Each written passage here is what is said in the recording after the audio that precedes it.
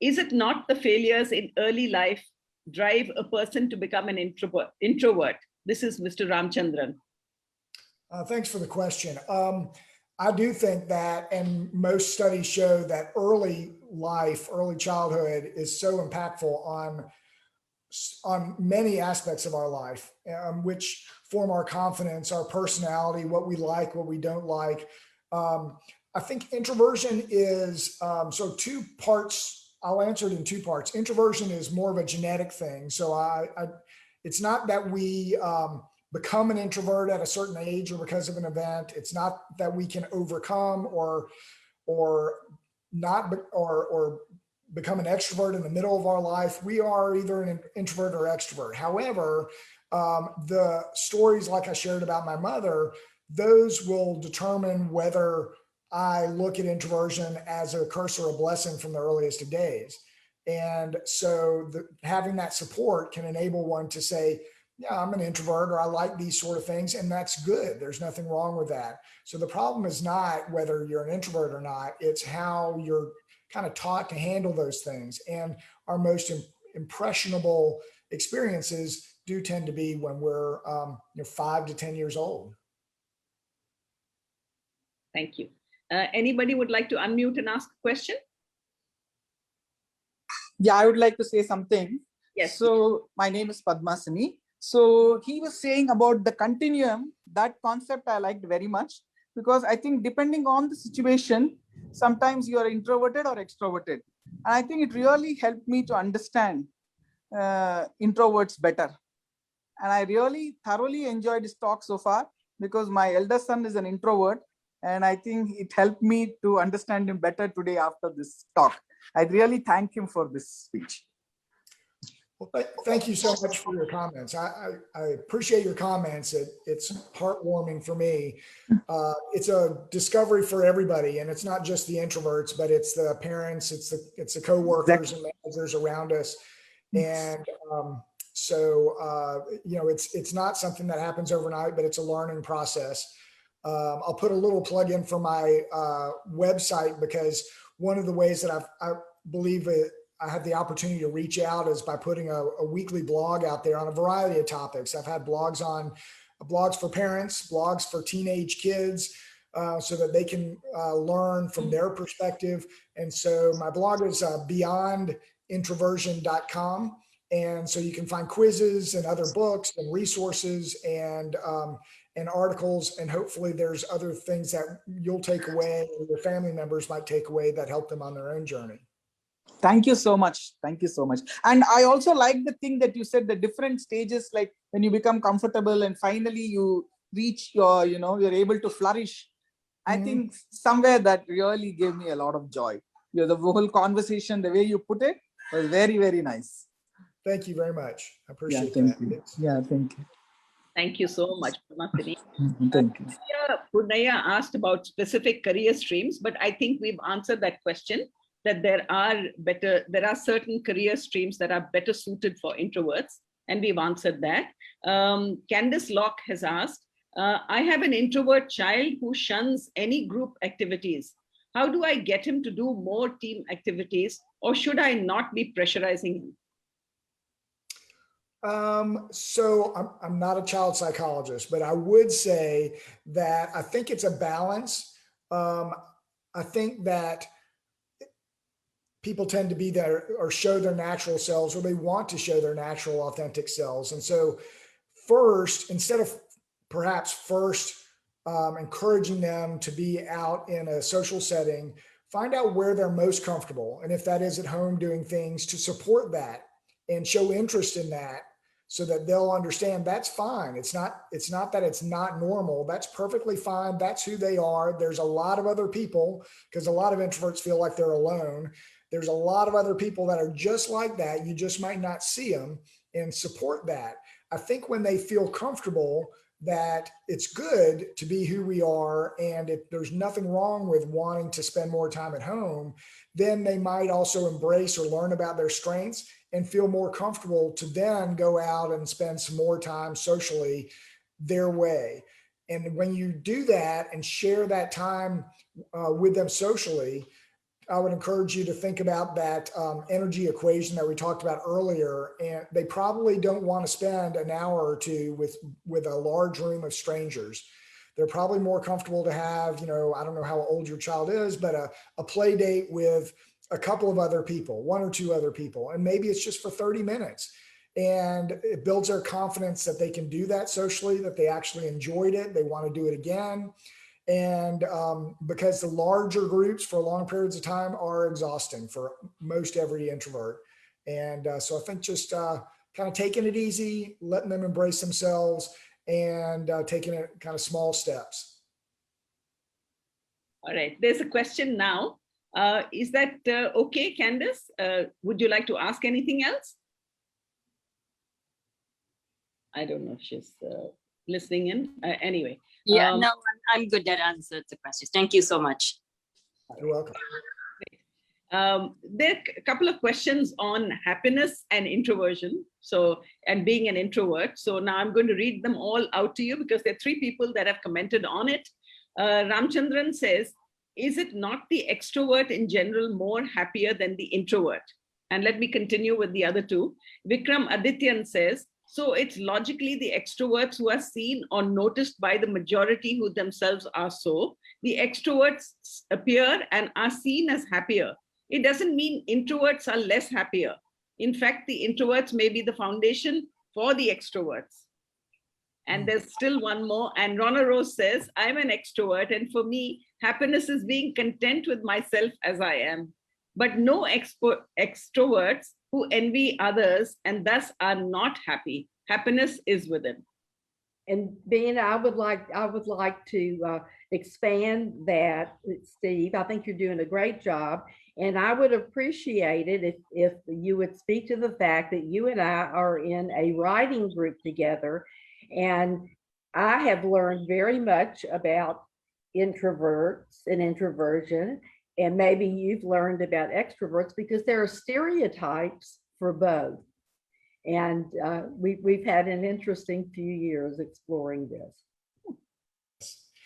So let me first comment on sort of the theme of the 3 questions that you brought up, because I think that, yes, people might look at introverts and extroverts and feel like extroverts are happier and more content. And that may be true on the surface.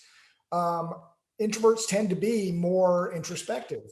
And so they don't really show a lot of things. I had a manager at work that said I needed to be less aloof because on my face, it looked like I was very serious and I wasn't having fun and I wasn't communicating with other people well on the surface. But I was perfectly happy. I loved my job. I just did it my own way. And I'm not the one that would bounce around with a gregarious look on my face. So it didn't mean I wasn't happy, but I think for anybody who's pretending to be somebody else or feels like they're fighting a societal norm by being who they are, that's a difficult sort of thing. I think it was Rana that shared that we can all be content if we're who we truly are. And I think that's a fantastic statement, whether we're an introvert or an extrovert. It might be harder if you're an introvert because you have to go through that journey and you're fighting some of the social stigmas, but we can all get to a point where we're happy with who we are. And I would encourage people, if you're not happy, it doesn't have to be that way. And it's just, regardless whether an introvert or an extrovert, just learning and kind of progressing down your own journey, because there's lots of help and lots of insight to on ways to work on those sort of things. With regard to the writing circle that Rana and I are part of, it's been fantastic. I really have enjoyed it. As a natural introvert, I'm always apprehensive in joining groups. And but I'll tell you, it's a group of 5 or 6 ladies and myself, and everybody's different. So I'm sure if we took a test, some of us are introverts and some of us are extroverts, but we all have a common thread that we love to write. And we're all, we're in that group to get insight and ideas from everybody else. And certainly those insights from everybody in the group have woven themselves into the books that I've been writing. And talking with Rana is always a pleasure. She reminds me of my sisters sometimes because she has this energy that I love to have, and she shares that. And she also helps for me to understand that there's no antipathy between introverts and extroverts. We're all here together trying to find happiness and be content. And I think the world is better when we all work together, and we all invite opinions from people that are alike and are different from us. So it's always fun to get together and chat with Rana. Same to you, Steve. Thank you. You're on mute, Bina.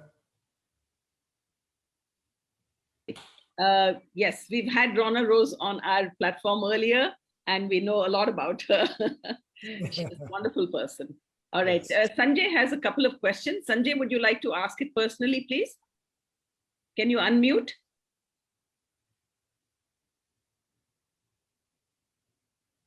Sanjay, are you there? Hi, can I ask a question? Yes, sure. Yeah, I do. Hi, this is Murthy here. Okay. Being introvert and being aggressive, will they go together? I'm sorry, can you repeat the question? Being an introvert and being aggressive on the job, for example, will they go together? That's interesting. Typically, I would say no. Introverts tend to be more reticent and wanting to stay behind the scenes. But when you use your own strengths and you know the material, right, then you can be more confident about sharing those sort of things. I think that gets us up to a point of feeling comfortable to share, but not usually being aggressive. But, you know, like everybody, we all have our pride. And so if we feel like we're being backed into a corner or being, you know, bullied in the office by somebody who doesn't want to provide us with the time to contribute, then perhaps we might be aggressive in order to get our word in. Okay. I've found that occasionally in my own experience where, you know, I think because introverts tend to be very introspective, I think we're very in tune with our values. Okay. And so when somebody challenges our values, whatever they are, sometimes we'll defend those values staunchly. But in answer to your question, it's not typical that introverts would be overly aggressive. Okay. Thank you very much. You're welcome. I'm going to read out both of Sanjay's questions, and then I'm going to save Divya's question for the last because it's very interesting and she can read that out herself. Sanjay's question is, do you feel that introverts are good in self-exploration compared to extroverts and have better mental foundations? The first question, I would say yes. I think that generally introverts will spend a lot of time introspectively thinking about things. Sometimes we spend too much time, but I think it's great that whether it's a meditation, a lot of introverts will meditate, or writing and journaling to kind of go through our thoughts and so forth. Those are really helpful because otherwise introverts tend to get a cluttered mind. We have so many things going on. We're thinking about what we did before that maybe we should have done better, or what our aspirations and dreams are that we're going to do next. And so I think it's helpful to actually do some meditation or journaling or sharing in some way to get it out of our mind and be able to focus more on the here and now and the mindfulness.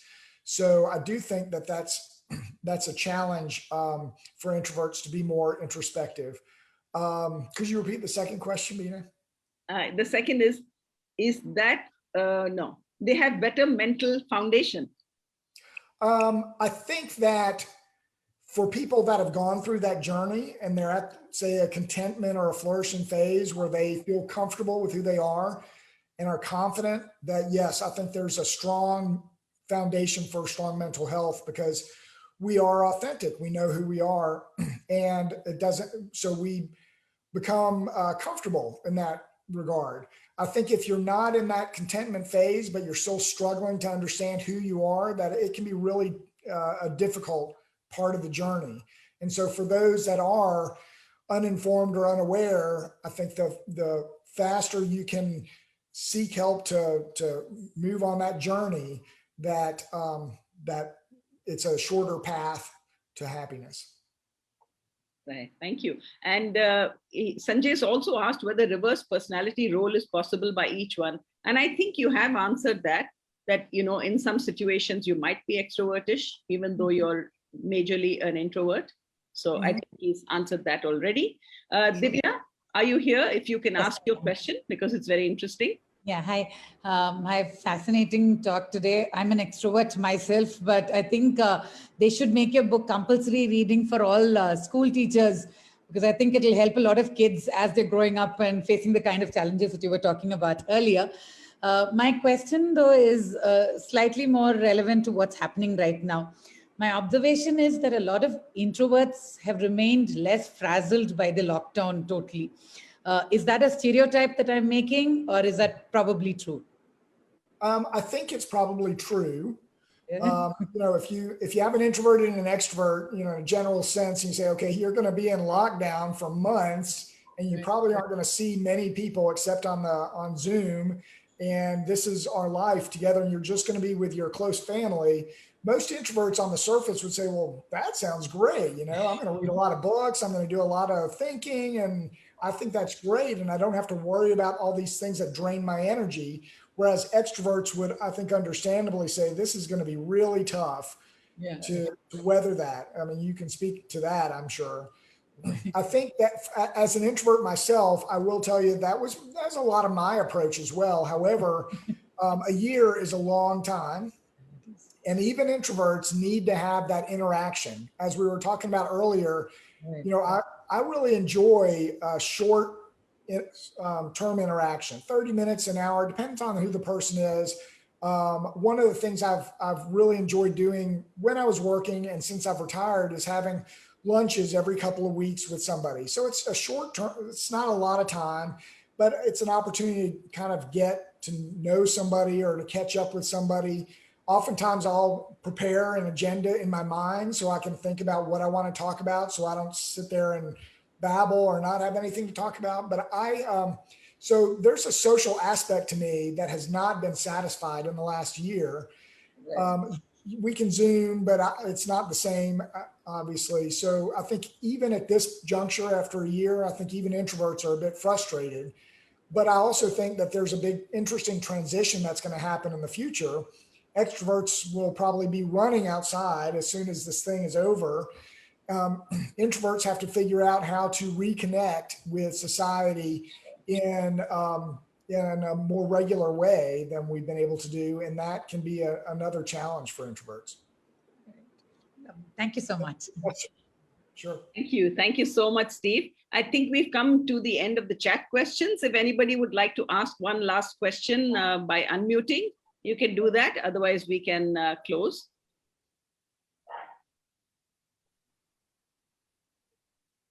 Well, okay. I think then we've come to the end of it. Thank you so much, Steve.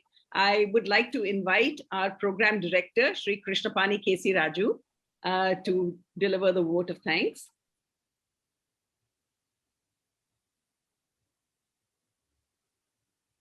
Krishnapani ji, you're muted. Yeah, thank you. Thank you so much, Steve, for that wonderful and insightful talk which you have given. And it has really stimulated our thinking. And I think we can now very easily shed that negative connotation for the word introvert. And you have already mentioned that there are so many positive traits and strengths of being an introvert. And I really like that word of, re-energize.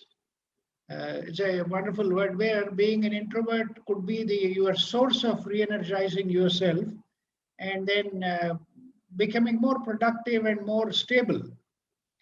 And I think one factor could be maybe the word introvert could be replaced by somebody saying that he's a private person. Sometimes we are intensely private, and then that gives you a lot of strength and inner energy. and your talk was very insightful because of the two factors which I have noticed. One is you have had a lifelong experience where you have gone through several stages of it and come to it. And second thing is, when you have taken up the challenge of writing a book, I think you had a lot of opportunity to do research, to study a lot and understand. And I think both those factors have very beautifully been reflected in your talk today when you mentioned about the 5 stages. And I really like the growth model also, where you have shown a broad perspective as to how one needs to approach life, and then reach out those frontiers. Go to the other extreme where you thought it was not possible. So that is a very wonderful idea, and I really should congratulate you for you are proposing to start that mentoring circle, which would be very useful. And I think we'll be shedding a lot of misconceptions about introversion, and know that it is something, as you have rightly said, it's who I am. What matters is to understand and know oneself as to who I am. And that gives you the real confidence and the motivation to act in the right manner. I think that was something very, these are a few words which I wanted to just sum up to tell you what is my takeaway from your talk today. And I'm really grateful to you. And on behalf of Rtambhara Wellness, I would like to profusely thank you for sparing the time early in the morning for you in the US. It's though it's early evening for us, it's quite early for you to get up and then prepare for this talk. I really thank you. I also thank Ms.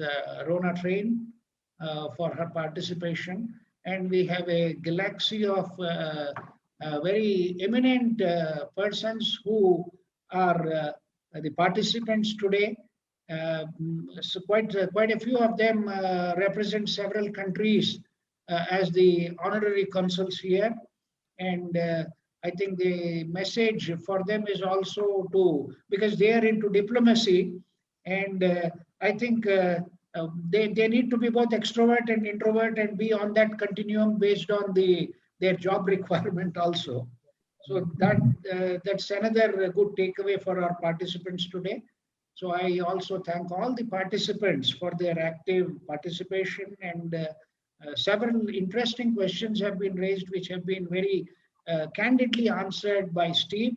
So once again, I would like to thank Steve and all the participants on my own behalf and on behalf of Rtambhara Wellness. Thank you so much. Well, thank you very much. I appreciate that. I appreciate all your comments and hosting us today. Thank you. Thank you, Krishnapani ji. I'd just like to announce our 2 upcoming programs. Tomorrow, on the 24th of April, we have a special workshop about raw foods by renowned natural food expert Antara Hazarika, where Antara will share her journey into raw foods and healing oneself. Please note the program starts at 4 p.m. IST, and you will be required to register for the program. So please visit our website and go to upcoming events. We've also shared the links on our groups on social media.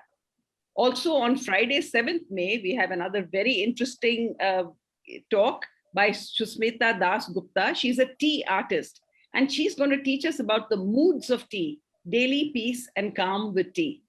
That program starts at 7 p.m. IST. And details of all of these programs will be posted on our groups, as well as emailed to you and on social media. And at Rtambhara, we look forward to your presence on select Fridays and for special programs, where we bring you interesting topics on holistic wellness and the arts, delivered by a host of distinguished, knowledgeable speakers. Thank you once again, Steve, for sharing with us your book and your journey. We look forward to the next one. Namaste. It's my honor. Thank you very much. Namaste.